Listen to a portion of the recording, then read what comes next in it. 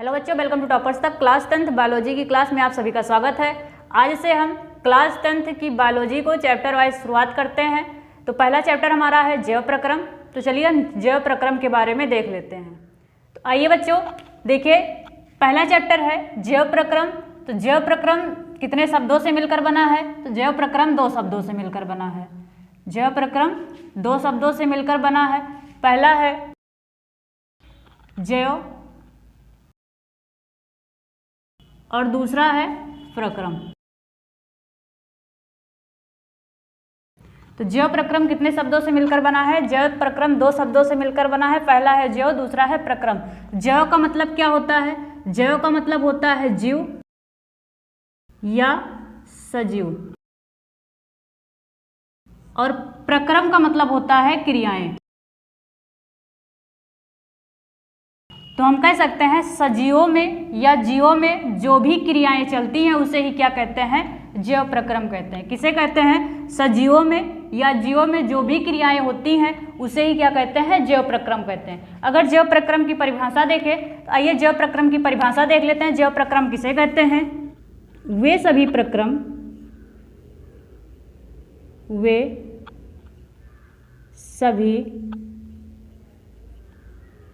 प्रक्रम जो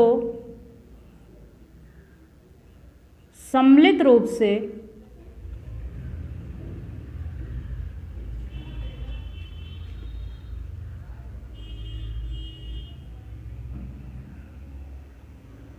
अनुरक्षण का कार्य करती हैं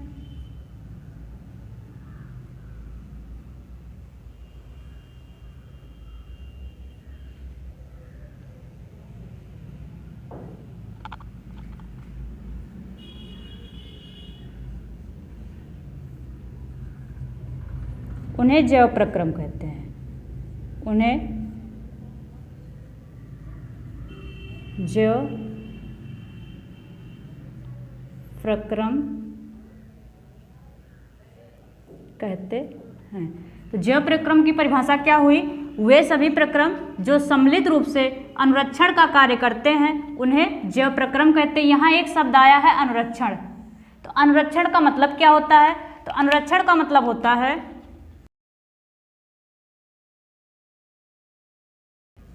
अनुरक्षण का मतलब होता है शरीर को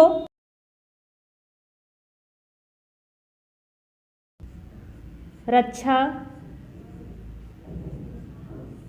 प्रदान करने की क्रिया।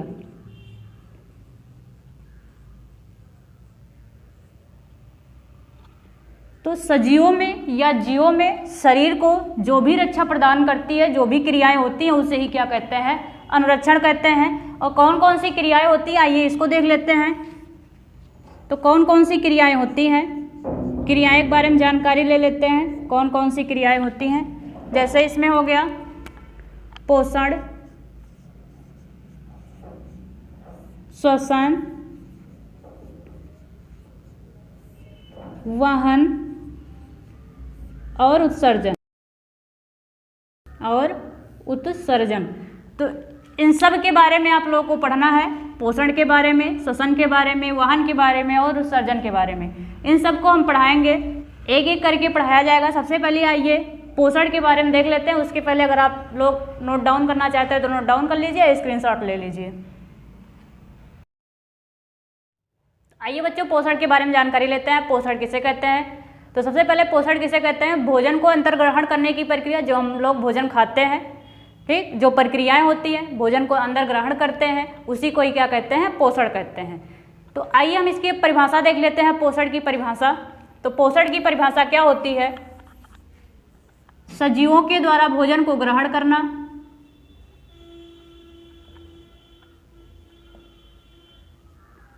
सजीवों के द्वारा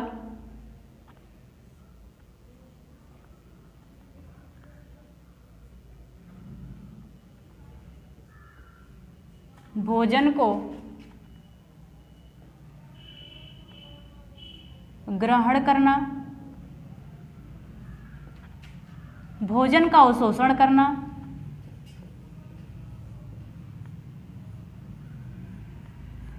भोजन का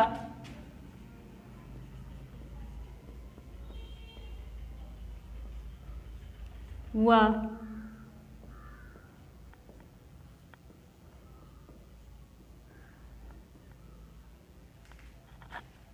शरीर के अंगों में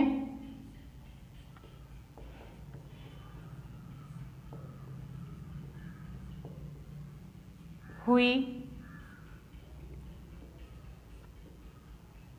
टूट फूट की मरम्मत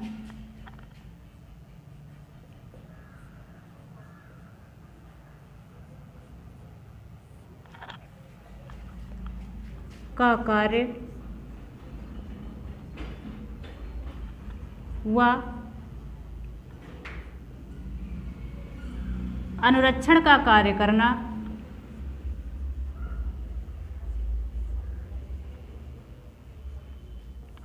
पोषण कहलाता है।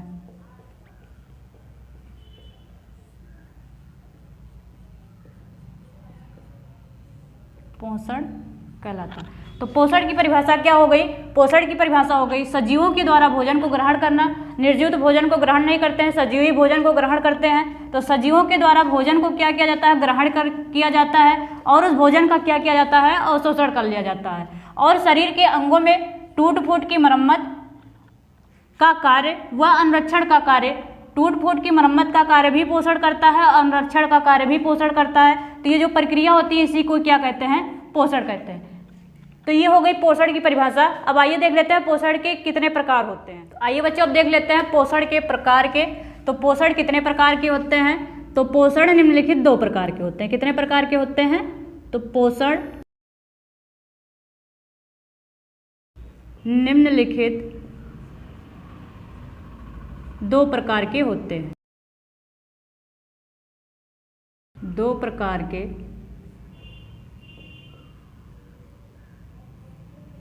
होते हैं। कौन कौन से हैं? पहला है स्वपोषी पोषण, स्वपोषी पोषण, और दूसरा है विषमपोषी पोषण।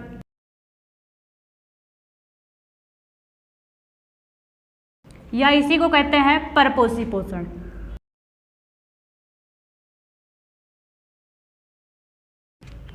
तो पोषण कितने प्रकार के होते हैं? पोषण 2 प्रकार के होते हैं। पहला हो गया स्वपोषी पोषण और दूसरा हो गया विषमपोषी पोषण, या विषमपोषी पोषण कोई क्या कहते हैं? परपोषी पोषण कहते हैं। तो आइए अब इसके बारे में देख लेते हैं कि स्वपोषी पोषण किसे कहते हैं और विषमपोषी पोषण किसे कहते हैं। आइए बच्चों पोषण के प्रकार के बारे में देख लेते हैं। तो पोषण कितने प्रकार के होते हैं? 2 प्रकार के होते हैं, हमने बता चुका है। पहला क्या है? स्वपोषी पोषण और दूसरा क्या है? विषमपोषी पोषण। तो स्वपोषी पोषण में पहला पॉइंट क्या है? स्वपोषी पोषण हरे पौधों में पाया जाता है। जो भी हरे पौधे होते हैं उसमें कौन सा पोषण पाया जाता है? तो स्वपोषी पोषण पाया जाता है।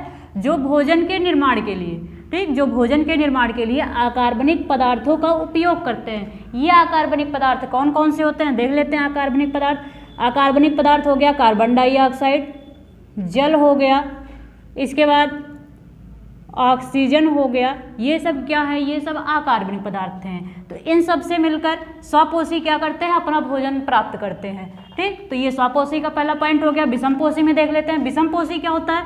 विषमपोषी पोषण के लिए जीव जो भोजन होता है, भोजन के लिए पौधों तथा अन्य जीवों पर निर्भर होते हैं।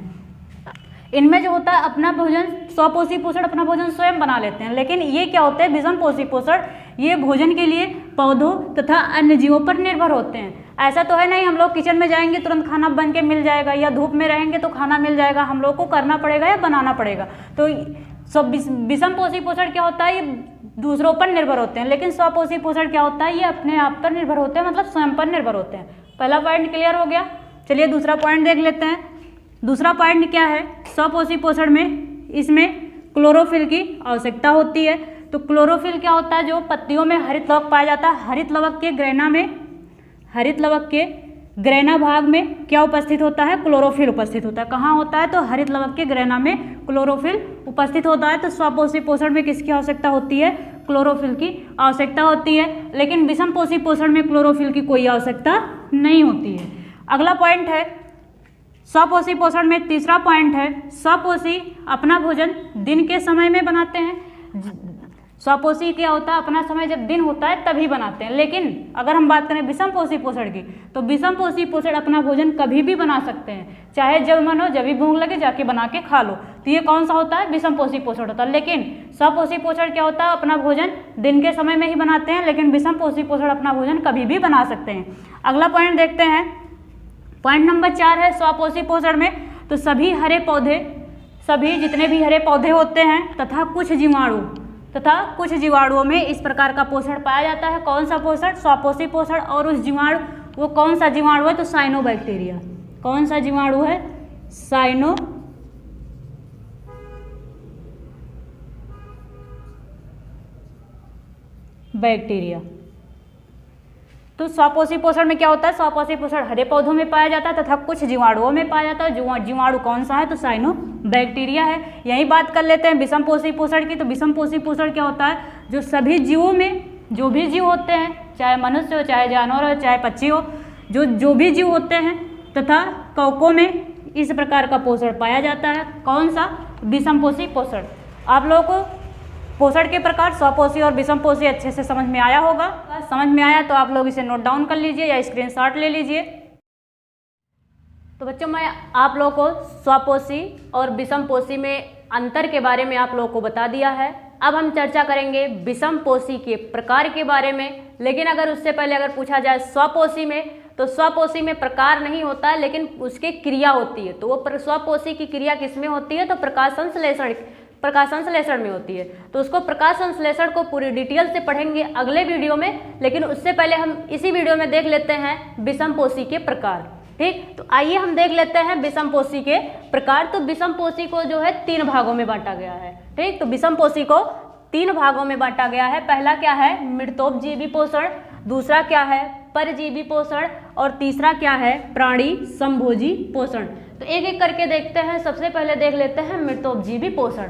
तो मृतोपजीवी में, मृतोपजीवी अपना भोजन दूसरे मृत जीवों से, जो भी जीव होते हैं मर जाते हैं उससे, या सड़े गले पदार्थों से। जो भी पदार्थ होते हैं खराब हो जाते हैं, उसको फेंक दिया जाता है, सड़ गल जाते हैं, उसी से क्या करते हैं, ये अपना भोजन प्राप्त करते हैं। किससे, मृतोपजीवी अपना भोजन किससे प्राप्त करते हैं, तो मृतोपजीवी अपना भोजन दूसरे मृत जीवों से, जो भी जीव मर जाते हैं उससे, या सड़े गले पदार्थों से अपना भोजन प्राप्त करते हैं। उसे ही क्या कहते हैं, मृतोपजीवी पोषण कहते हैं। इसमें अगर हम उदाहरण की बात करें तो इसमें जैसे ईस्ट आएगा और राइजोपस, ये सब क्या करते हैं, मृतोपजीवी के उदाहरण होते हैं। ये क्या करते हैं, अपना भोजन दूसरे मृत जीवों से या सड़े गले जीवों से प्राप्त करते हैं। उसे ही क्या कहते हैं, मृतोपजीवी पोषण कहते हैं। आप लोग को मृतोपजीवी समझ में आया होगा। आइए अब हम देख लेते हैं दूसरा क्या है। दूसरा है परजीवी पोषण।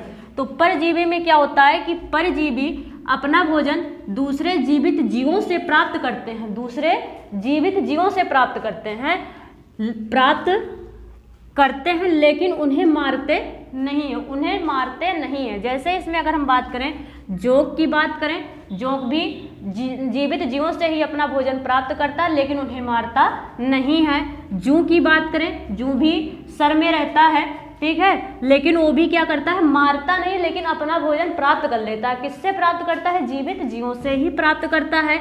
अगर हम खटमल की बात करें तो ये भी जीवित जीव के उदाहरण में आ जाता है। और फीताक्रिम की बात करें तो ये भी परजीवी के उदाहरण में आ जाता है। तो परजीवी की परिभाषा क्या हो गई कि परजीवी अपना भोजन दूसरे जीवित जीवों से प्राप्त करते हैं, लेकिन उन्हें मारते नहीं है। तो उन्हें क्या कहते हैं, परजीवी पोषण कहते हैं। ये भी आप लोगों को समझ में आ गया होगा। अगला देख लेते हैं क्या होता है, तीसरा प्राणी संभोजी पोषण। तो प्राणी संभोजी पोषण क्या होता है, जो प्राणी संभोजी पोषण में जीव अपना संपूर्ण भोज्य पदार्थों का क्या कर लेते हैं, पाचन कर लेते हैं। जो भी भोज्य पदार्थ, जो भी कुछ भी खाते हैं तो उसका पाचन कर लेते हैं। लेकिन जो अपचित भोजन होता है, अपचित भोज्य पदार्थों का उत्सर्जन कर देते हैं। ये उत्सर्जन की क्रिया में बताएंगे आप लोगों को कि जो भी मनुष्य होते हैं या जानवर होते हैं जो भोजन को खाते हैं, भोजन से दो चीजें मिलती है, आवश्यक पदार्थ मिलता है, एक अनावश्यक पदार्थ मिलता है। तो आवश्यक पदार्थों को क्या करते हैं, ग्रहण कर लेते हैं, लेकिन जो अपचित भोज्य पदार्थ होता है उसका उत्सर्जन कर लेते हैं। उन्हें ही क्या कहते हैं, प्राणी समभोजी पोषण कहते हैं। इसमें उदाहरण की बात करें, इसमें उदाहरण क्या आ जाएगा, मनुष्य और जानवर आ जाएंगे इसके उदाहरण में। तो मनुष्य भी क्या करता है, जो भी भोज्य संपूर्ण भोज्य पदार्थों का पाचन कर लेता है, लेकिन जो भी अपचित भोज्य पदार्थ होते हैं उसका उत्सर्जन करता है। अगर जानवर की बात करें तो जानवर में भी यही होता है। तो ये रहे आप लोगों के विषमपोषी पोषण के प्रकार के बारे में। तो बच्चों ये रहे विषमपोषी पोषण के प्रकार के बारे में। अगले वीडियो में हम चर्चा करेंगे प्रकाश संश्लेषण की क्रिया विधि और प्रकाश संश्लेषण के महत्व के बारे में।